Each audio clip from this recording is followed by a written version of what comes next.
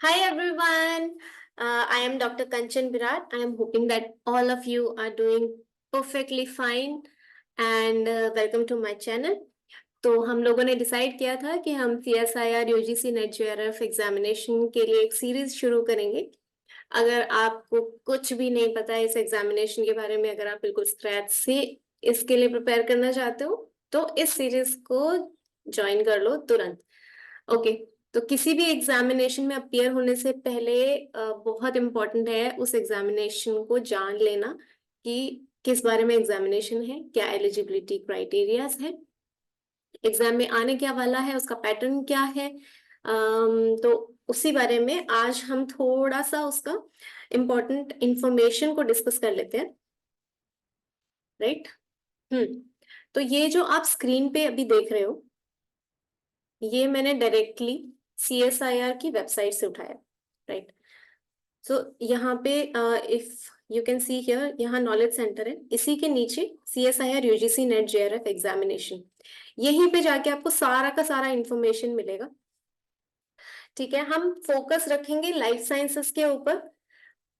हालांकि बाकी जो सब्जेक्ट्स है, अर्थ साइंसेस है, ठीक है, मैथमेटिक्स है, इन सभी के लिए मोर और लेस पैटर्न बिल्कुल सेम होता है।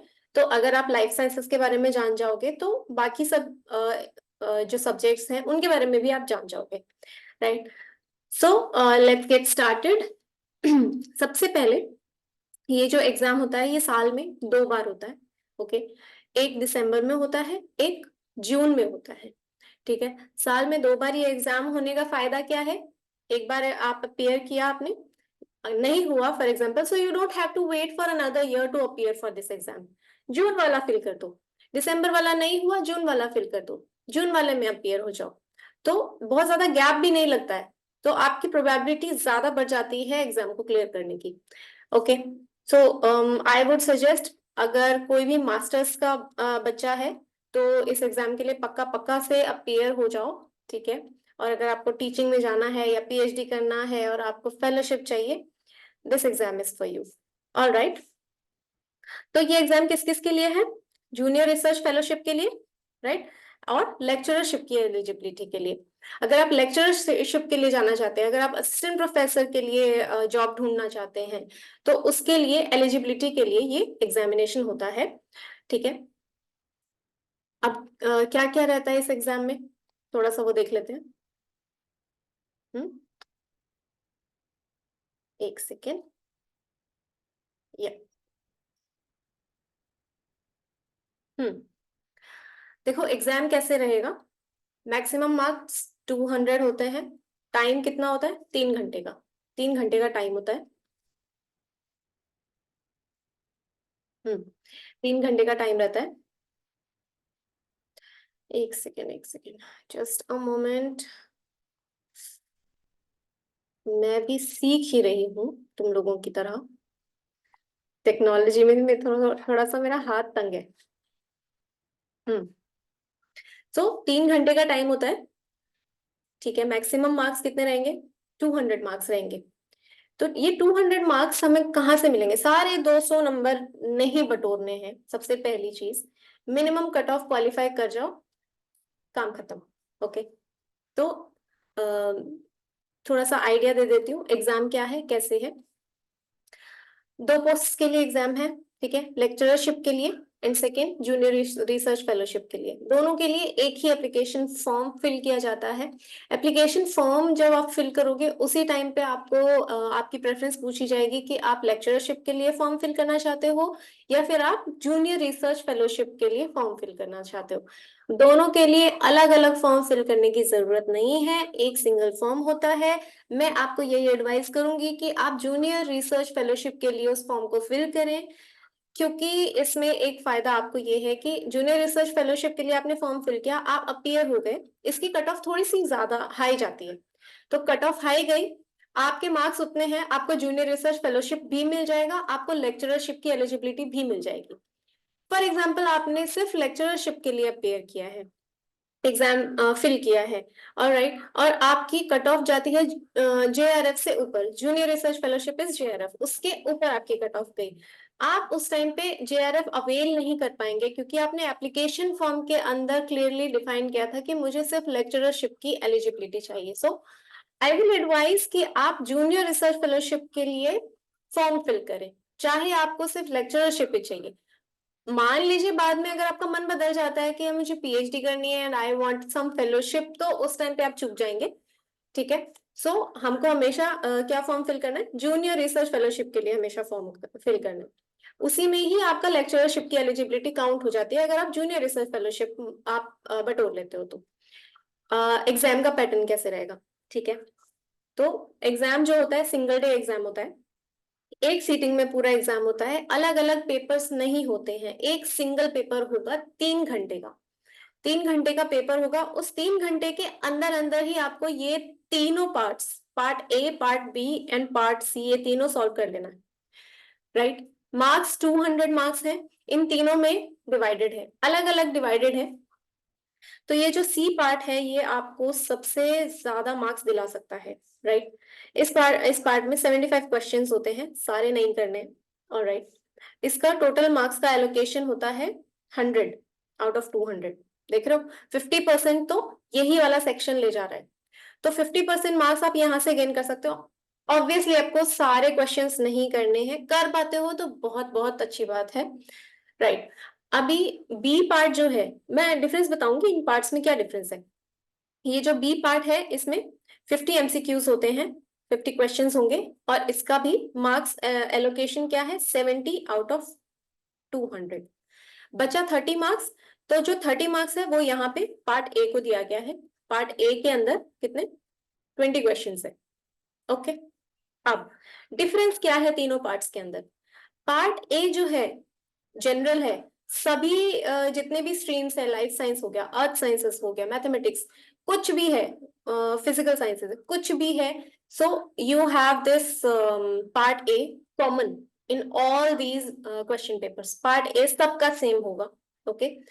हाँ ये हो सकता है कि क्वेश्चन पेपर का A B C series different हो हर एक शिफ्ट में, ठीक है, तो वो डिफरेंट हो सकता है, बट क्वेश्चन मोर और less will be same. So part A is same. Second आ गया हमारा पार्ट बी। अब ये जो पार्ट बी है ना, ये पार्ट बी में क्वेश्चंस कैसे होते हैं, सीधे डायरेक्ट क्वेश्चंस, आता है तो आता है, पढ़ा है, बुक के अंदर पढ़ा है, स्टेटमेंट एज इट इज उठा के वो लिख देंगे, ठीक है, तुम्हारा ऐसा नॉलेज चेक करते हैं। पार्ट सी में और बी में डिफरेंस यही होता है कि पार्ट सी के अंदर आपकी एनालिटिकल नॉलेज चेक की जाएगी, पार्ट सी के अंदर आपको कुछ केस स्टडीज या फिर कुछ इंफॉर्मेशन दे दी जाएगी, और आपको अपना दिमाग लगाना है, आपको किसी एक नतीजे पर पहुंचना है कि इस इंफॉर्मेशन से क्या इन्फरेंस निकाला जा सकता है।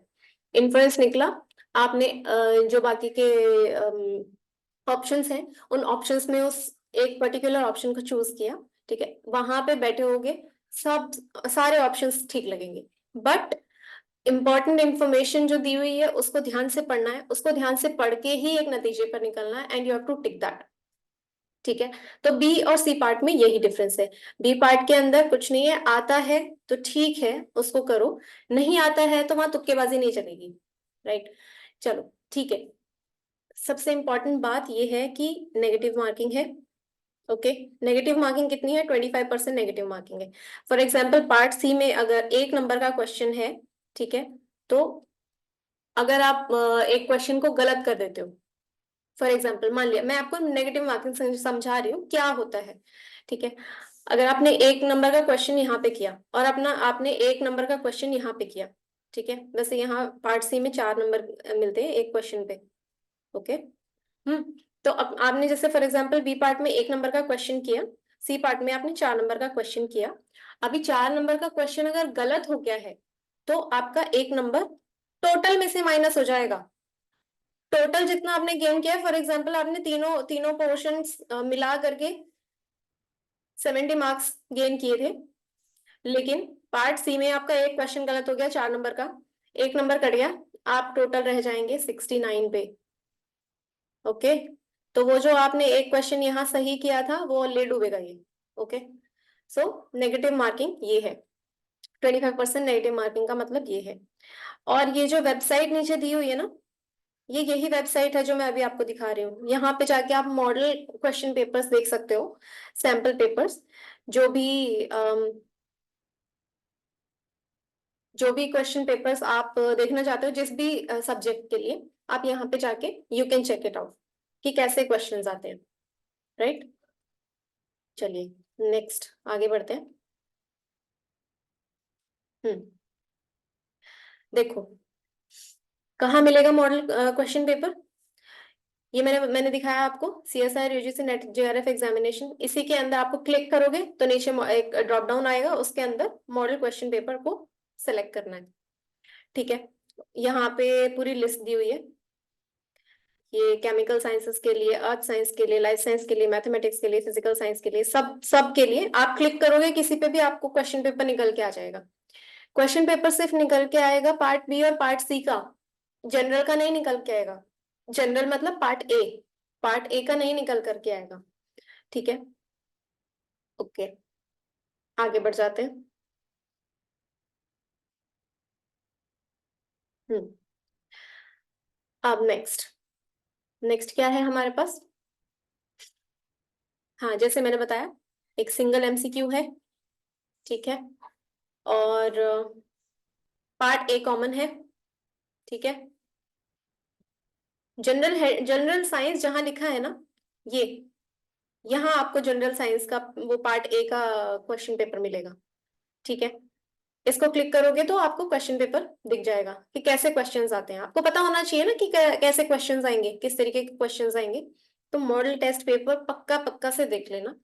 हाँ, मैं भी कुछ क्वेश्चंस यहाँ पे दिखा दूंगी, लेकिन ये सब थोड़ा सा मेहनत करो तो पता चलेगा कि हाँ कैसा है, क्या है क्या नहीं है। सब पक्की पकाई मिल जाएगी तो तुम लोग बिल्कुल मेहनत नहीं करोगे, बिल्कुल ध्यान नहीं दोगे इन सब चीजों पे। ओके, चलो नेक्स्ट। हाँ जी, अब हम आ जाते हैं हमारे सिलेबस पे। लाइफ साइंस का सिलेबस सिर्फ मैं डिस्कस कर रही हूँ अभी, ओके।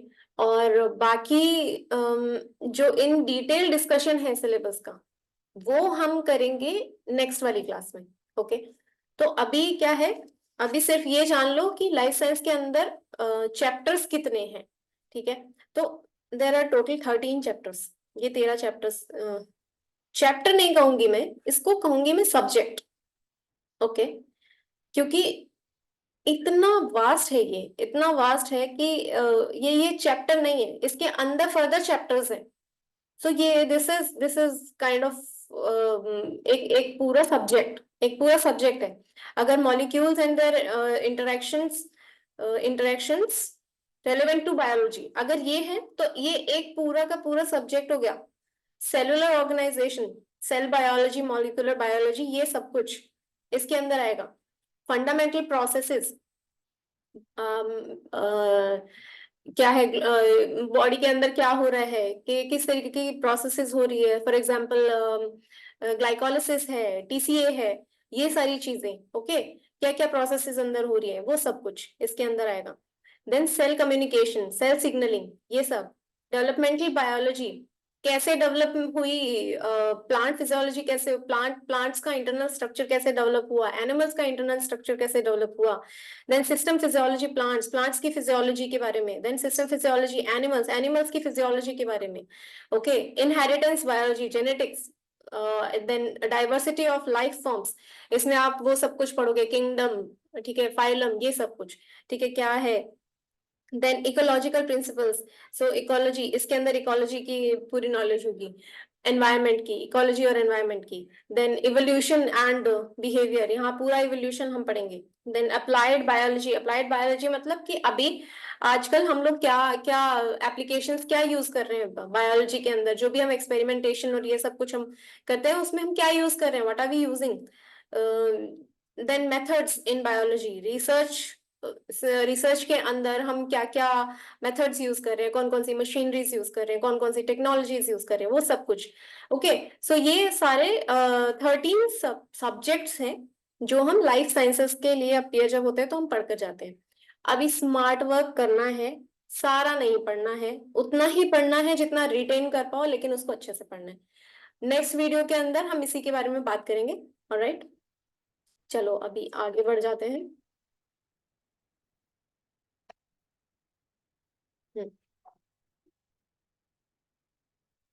ओके, एक सेकेंड, मैं जरा चार्ज इसको लगा लूं।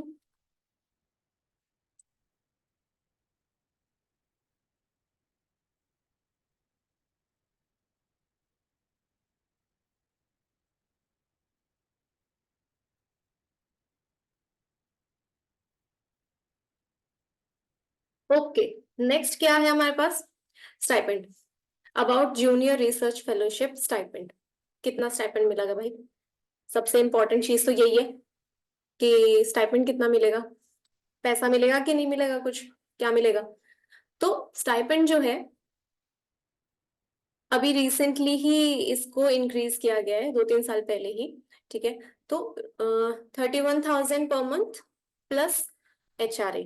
ओके, तो फर्स्ट 2 इयर्स के लिए, जिस दिन आप PhD में एडमिशन लेते हो, जिस दिन आपकी फेलोशिप एक्टिवेट होती है, उस दिन से लेकर के 2 साल तक आपको 31,000 पर मंथ मिलेगा।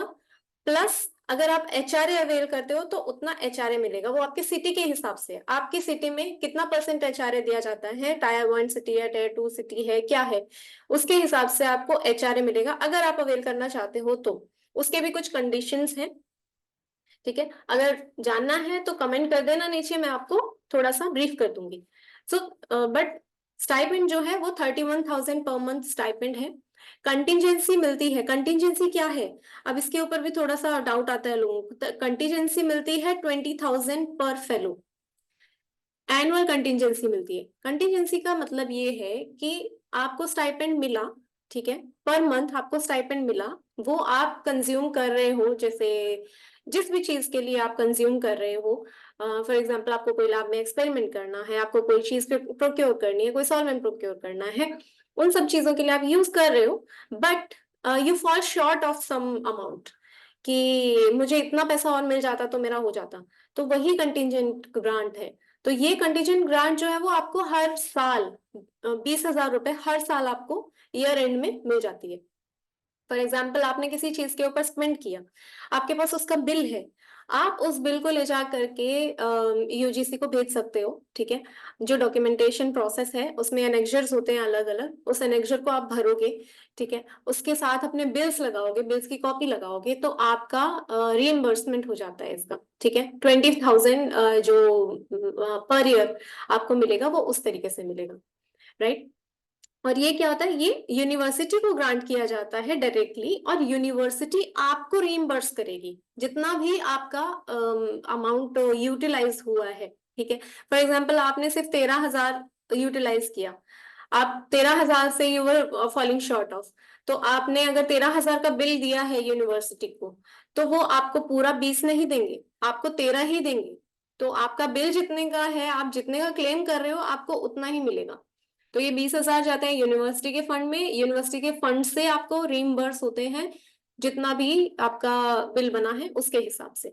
ओके, नेक्स्ट, तो जब आप 2 साल अपने JRF के कंप्लीट कर देते हो, तो उसके बाद में आपका जितना भी काम हुआ है, जो भी आपने ऑब्जेक्टिव्स लिए थे PhD शुरू करने से पहले, और आपने अगर प्रॉमिस किया था कि मैं एक रिसर्च आर्टिकल भी लिखूंगा, पब्लिश करूंगा, या आपके यूनिवर्सिटी में जो भी लॉस है उसके हिसाब से आपको एक क्या बोलते हैं, एक कमिटी बैठती है। ठीक है, वो कमिटी आपका काम रिव्यू करेगी। वो रिव्यू होने के बाद अगर आपको ये बोला जाता है कि आपका काम इज सेटिस्फैक्ट्री, ठीक है, अगर उनको लगता है, तो वो आपको सीनियर रिसर्च फेलो बना देते हैं। Okay, senior research fellow, senior research fellow जैसे ही आप बन जाएंगे, आपकी स्टाइपेंड इंक्रीज हो जाएगी।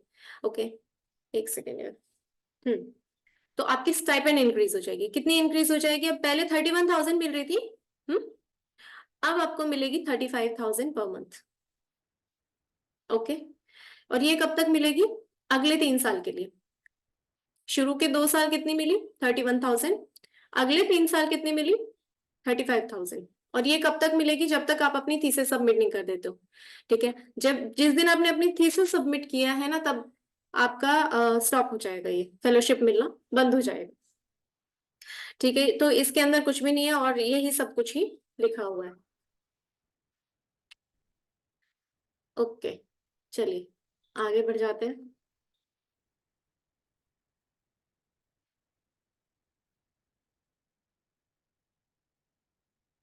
हम्म। अब आ जाते हैं हम एजुकेशनल क्वालिफिकेशंस पे। नाउ, क्वालिफिकेशंस क्या क्या चाहिए इस एग्जाम में अपियर होने के लिए?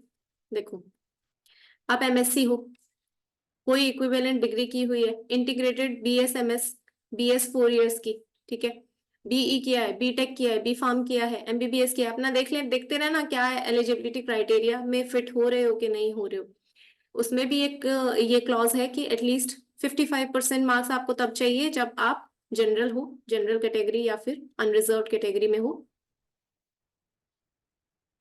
ठीक है, या फिर general economic weaker section category में हो। तो आप, और आप अगर आपके पास 50% मार्क्स हैं तो आप जनरल के लिए अपियर नहीं हो सकते हो। But if you are OBC, SC, ST या थर्ड जेंडर या फिर पर्सन विद डिसेबिलिटीज कैंडिडेट हो तो आपको 50% मार्क्स पे भी आपको एग्जाम में अपियर होने दिया जाएगा।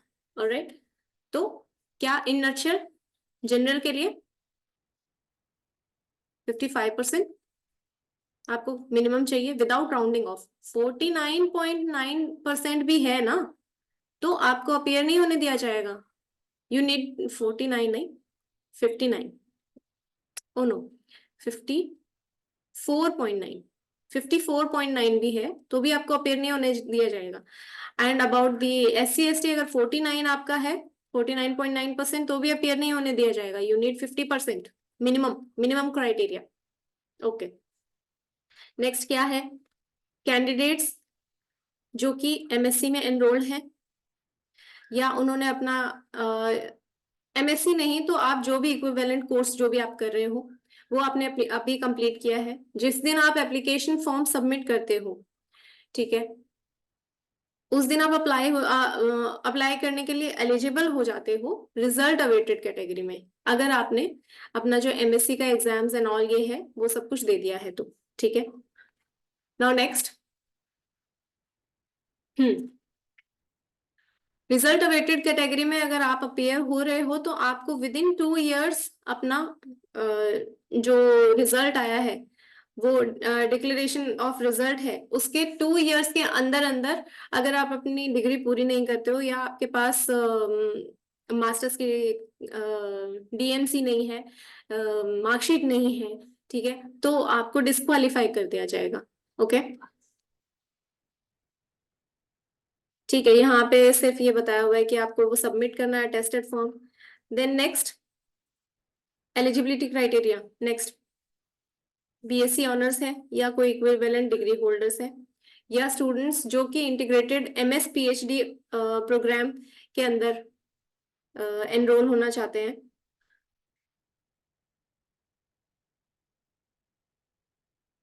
एनरोल्ड हैं, इंटीग्रेटेड एमएस पीएचडी के अंदर एनरोल हैं, तो एटलीस्ट 55% मार्क्स आपके पास होने चाहिए if you are in general category, और एटलीस्ट 50% मार्क्स एंड अबव होने चाहिए for OBC, SC, ST, third gender, person with disabilities, ठीक है, to apply for this examination, right. अब यहाँ पे भी क्या होता है ना, इसको थोड़ा सा पढ़ लेते हैं। Candidates possessing only bachelor's degree are eligible to apply only for junior research fellowship and not for lecturership और assistant professor। assistant professor या फिर lecturership के लिए अगर आपको अप्लाई करना है तो आपको मास्टर्स की डिग्री कम से कम होनी चाहिए, ठीक है। आप इसके लिए नहीं अप्लाई कर सकते हो, लेक्चरशिप के लिए अप्लाई नहीं कर सकते हो। और वो क्यों? क्योंकि अगर आप एमएस पीएचडी में, एमएस पीएचडी इंटीग्रेटेड कोर्स में अप्लाई करना चाहते हो तो आपको फेलोशिप चाहिएगा, तो वो आप जूनियर रिसर्च फेलोशिप के लिए अप्लाई कर सकते हो। ओके, चलो आगे बढ़ जाते हैं।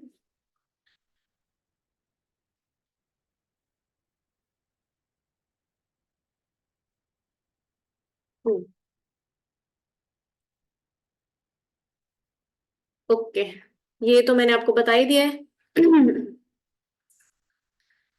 इसमें एक नीचे और लाइन है, उसे भी पढ़ लेते हैं। ये BE, BS, BTech, B pharm, MBBS final year, result awaited category, result awaited candidates, they are eligible to apply for fellowship only. हाँ, यही सेम चीज, ठीक है। Candidates will not be eligible for lectureship और असिस्टेंट प्रोफेसर के लिए आप eligible नहीं हो, बिकॉज आपके पास सिंपल बैचलर्स डिग्री है। आपको मास्टर्स डिग्री चाहिए लेक्चरशिप या असिस्टेंट प्रोफेसर की एलिजिबिलिटी ऑब्टेन करने के लिए। BSc honours final years result awaited candidates cannot apply for this exam, they are not eligible, okay। आगे जाते हैं। अब अपर एज लिमिट क्या है वो देखते हैं। तो अगर आप लेक्चरशिप के लिए, अगर आप सिंपल लेक्चरशिप या फिर असिस्टेंट प्रोफेसर के लिए अपेयर होना चाहते हो, तो there is no upper age limit. आप किसी भी एज ग्रुप के अंदर हो, आप इस एग्जाम के लिए फॉर्म फिल कर सकते हो। लेकिन जेआरएफ के लिए अगर आप फॉर्म फिल करना चाहते हो, तो आपकी एज मैक्सिमम ऑफ 28 ईयर्स होनी चाहिए एज ऑन 1 जुलाई 2022। वो डिपेंड करता है कि आप किस साल के लिए एग्जाम दे रहे हो। तो ये 2022 दिसंबर के लिए शायद है।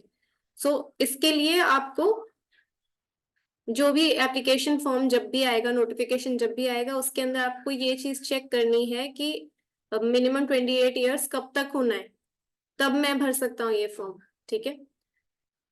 रिलैक्सेबल है ये अपर एज लिमिट, 5 ईयर्स का रिलैक्सेशन मिलता है to SC ST third gender person with disabilities female applicants को, ठीक है। 3 साल का रिलैक्सेशन मिलता है ओबीसीज को, only for non creamy layer के एप्लीकेंट्स, ठीक है। यूजुअली यही रहता है, but time to time it may change. तो नोटिफिकेशन एक बार अच्छे से पढ़ लेना चाहिए। हम देखते हैं एग्जाम के अंदर जो मार्क्स का ब्रेकअप है वो कैसे होता है। वैसे मैंने शुरू में थोड़ा सा बता दिया था, बट हम लाइफ साइंस को हम फोकस कर रहे हैं, तो उसके अंदर part A, part B and part C, तीनों तीनों को डिस्कस करेंगे, and then total total marks. Total देखो, हमने मार्क्स किया था 200 मार्क्स होता है टोटल। नो लेट्स सी क्या है टोटल क्वेश्चंस कितने हैं। क्वेश्चन पार्ट ए में 20 क्वेश्चन होते हैं, पार्ट बी में 50 क्वेश्चन होते हैं, सारे नहीं करने। पार्ट सी में 75 क्वेश्चन होते हैं। Maximum question to be attempted, कितने क्वेश्चन अटेम्प्ट करने हैं? 15 पार्ट ए में, 35 पार्ट बी में, और 25 पार्ट सी में। मैं सच बता रही हूँ, पूरा पेपर अटेम्प्ट नहीं कर पाते हैं इन टाइम, ओके।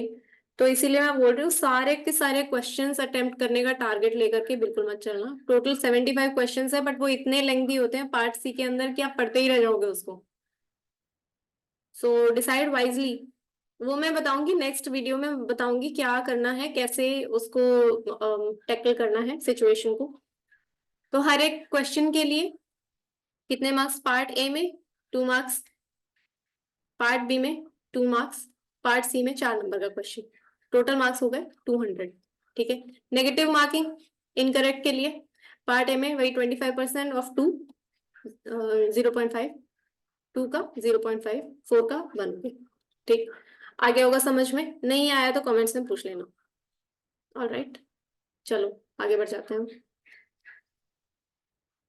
ऐसे ही देखो, यहाँ पे मैंने फिजिकल साइंसेस के लिए भी लिखा हुआ है, ठीक है। बार बार नहीं समझाऊंगी, फटाफट से इसको स्क्रीनशॉट लेना या फिर फोटो खींच लेना। अर्थ साइंसेस के लिए भी है, ठीक है। मैथमेटिकल साइंसेस के लिए, फिजिकल साइंस के लिए शायद मैंने डाला नहीं है, मैं डाल दूंगी, ओके। नाउ इम्पोर्टेंट इंफॉर्मेशन में और क्या है हमारे पास?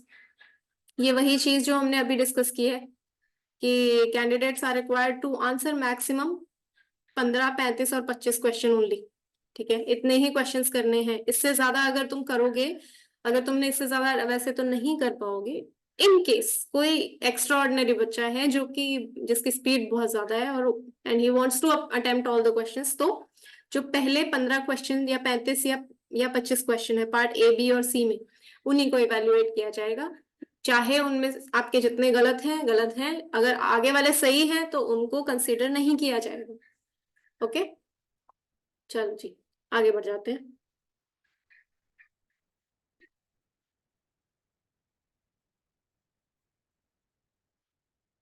ओके, नेक्स्ट में हमारे पास क्या है? पार्ट ए तो सब सब्जेक्ट्स के लिए कॉमन है, ठीक है। हाँ, तो इसके अंदर कैसे क्वेश्चंस रहने वाले हैं?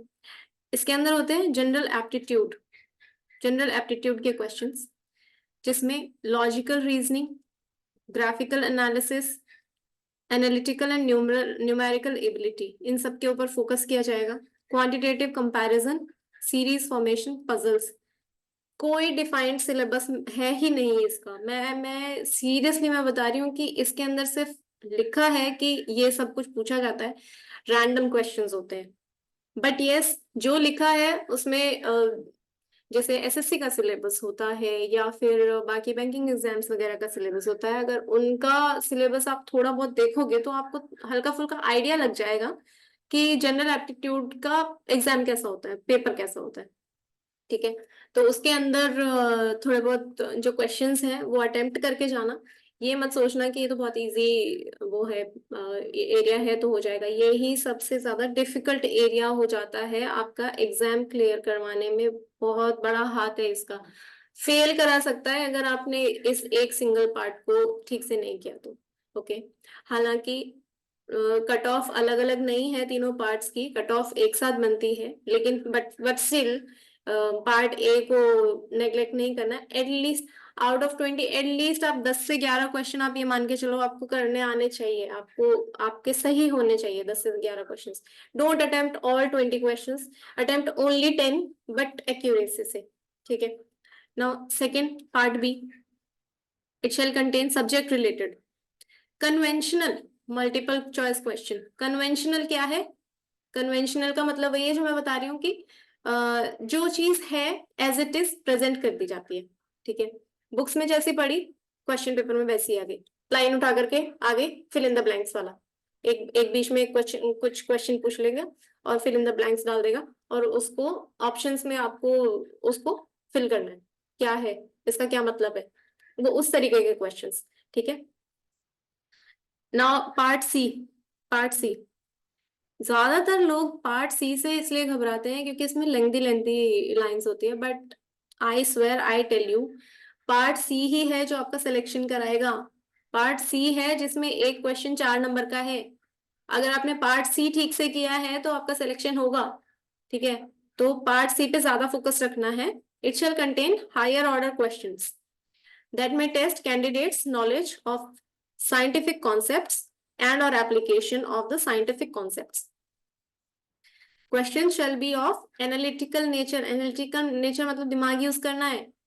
अगर क्वेश्चन दिख रहा है, इंफॉर्मेशन उसके अंदर ही मिलेगी तुमको, जो आती होगी कि हाँ यार ये तो ऐसे होता है, ये ऐसे होता है, ये ऐसे होता ही है, लेकिन उसको यूज करके, इंफॉर्मेशन को यूज करके इन्फ्रेंस तक कैसे पहुंच रहे हो, वो नॉलेज तुम्हारी पार्ट सी टेस्ट करता है, ठीक है। क्योंकि जब आप रिसर्च करोगे तो आपको as it is knowledge as it is तो नहीं मिलेगा सब कुछ। You have to build your scientific calibre, you have to reach to some inference, कहीं पे पहुंचना पड़ेगा, ओके।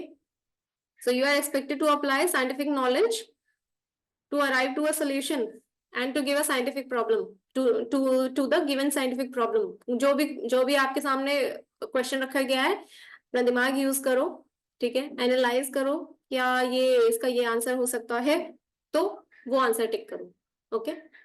घबराना नहीं है, इट्स क्वाइट इजियर अगर आप अच्छे से इसको पढ़ के जाते हो तो, राइट। चलिए नेक्स्ट, अगला क्या है, थोड़ी सी और इम्पोर्टेंट इंफॉर्मेशन है। हाँ, जब आपका एग्जाम हो गया, ठीक है, एग्जाम हो गया, जब जब आप एग्जाम हॉल में हो तब कैसे टैकल करना है उसके लिए एक डिफरेंट सेपरेट वीडियो बनाऊंगी, अभी वाली में तो बहुत लेंथी हो जाएगा, ओके। तो जब आपका एग्जाम हो गया है, ओवर हो गया है, आप रिजल्ट का वेट कर रहे हो, लेकिन आपने वहां क्या मार्क किया, आंसर क्या मार्क किया, ठीक है, वो वाले रिकॉर्डेड रिस्पॉन्सेज जो है वो डिस्प्ले किए जाएंगे, ऑलराइट। वो जो आपने रिस्पॉन्ड किया उस टाइम पे वो आपको दिखाया जाएगा, की आ जाएगी, उसमें मैच कर लेना। नेक्स्ट, जो भी रिस्पॉन्सेज आपने दिए, ठीक है, आंसर आंसर की जब भी आई, तो उसके अंदर जो भी आंसर की के अंदर फॉर एग्जांपल आपको कोई क्वेश्चन को चैलेंज करना है कि ये मैंने आंसर दिया था, बट ये वाला जो आंसर है, ये वाला जो क्वेश्चन है पर्टिकुलरली, ये ठीक नहीं लग रहा है मुझे, या फिर जो भी क्या बोलते हैं, जो भी ऑप्शंस थे, ठीक है, वो ऑप्शंस ठीक से नहीं दिए हुए थे, एग्जामिनर ने ठीक से क्वेश्चन नहीं बनाया हुआ था, okay, so you can challenge that, you can challenge, okay, provisional answer की के बेसिस पे यू कैन चैलेंज दैट, और उसका पर क्वेश्चन जो भी आप चैलेंज करोगे, आप आपसे 200 रुपीज ये चार्ज करेंगे, ठीक है, और ये नॉन रिफंडेबल होता है, वापस एक्सपेक्ट मत करना कि तुमको मिलेंगे। Now next, procedure and criteria for declaration of result. Result कैसे डिक्लेयर करते हैं? अगर कोई भी क्वेश्चन एग्जामिनर को ऐसा लगता है, जैसे आपने चैलेंज किया फॉर एग्जाम्पल, कोई क्वेश्चन आपने चैलेंज कर दिया, एग्जामिनर को लगता है ये जो चैलेंज क्वेश्चन है, हाँ भाई ये तो गलत था, ठीक है, for any reason if the question is found wrong, तो क्या होगा, जितने भी लोगों ने वो क्वेश्चन अटेम्प्ट किया है, अगर क्वेश्चन गलत है, तो अगर वो जितने भी लोगों ने अटेम्प्ट किया है उन लोगों को मार्क्स मिलेगा, जिसने अटेम्प्ट नहीं किया है वो क्वेश्चन, उसको कोई मार्क्स नहीं मिलेंगे उसके, okay. And second thing, second चीज क्या है, जैसे फॉर एग्जाम्पल कोई भी क्वेश्चन गलत था, क्वेश्चन गलत नहीं था, उसमें जो ऑप्शंस थे, दो ऑप्शंस ऐसे थे कि दोनों ऑप्शंस में से या तो कोई एक या तो दोनों ऑप्शंस ये थे, सही थे बिल्कुल, दोनों में से कोई भी एक मार्क करते तो दूसरा ऑब्वियसली गलत की कैटेगरी में चला जाता, बट दो ऑप्शंस थे, दोनों सही थे, ठीक है, तो उस कैंडिडेट को मार्क्स मिलेंगे जिसने उन दोनों में से कोई भी एक मार्क किया है, उसको उसको मार्क्स मिलेंगे, राइट। नाउ दो सेपरेट मेरिट लिस्ट्स निकलती है, मैंने बताया कि जेआरएफ की जो कट ऑफ होती है वो थोड़ी सी हायर जाती है, और एलएस की, लेक्चरशिप के लिए नेट की एलिजिबिलिटी की थोड़ी सी लोअर कट ऑफ जाती है, तो दो सेपरेट मेरिट लिस्ट्स निकलती है, okay, and no separate cut off for A B and C. आपको इस चीज की चिंता करने की बिल्कुल जरूरत नहीं है कि मुझे पार्ट ए में मिनिमम इतने मार्क्स लेकर ही आने हैं, बट हाँ, ओवरऑल अगर आपको क्वालिफाई करना है तो मैं यही सजेस्ट करूंगी कि पार्ट ए को इग्नोर मत करना बिल्कुल भी। अगर आप पार्ट बी और सी में महारथी है ना, बिल्कुल ही आपको ऐसे है कि बस मैं इसी से ही निकाल लूंगा अपना एग्जाम या निकाल लूंगी, तो पार्ट ए को बिल्कुल स्किप कर सकते हो, कोई प्रॉब्लम की बात नहीं है, बट मैं ये ही सजेस्ट करूंगी कि पार्ट ए में कम से कम 10 क्वेश्चंस आराम से कर सकते हो, बहुत आराम से, अगर थोड़ी सी भी प्रैक्टिस करके जाओगे तो आराम से कर पाओगे। ऑलराइट, चलो नेक्स्ट।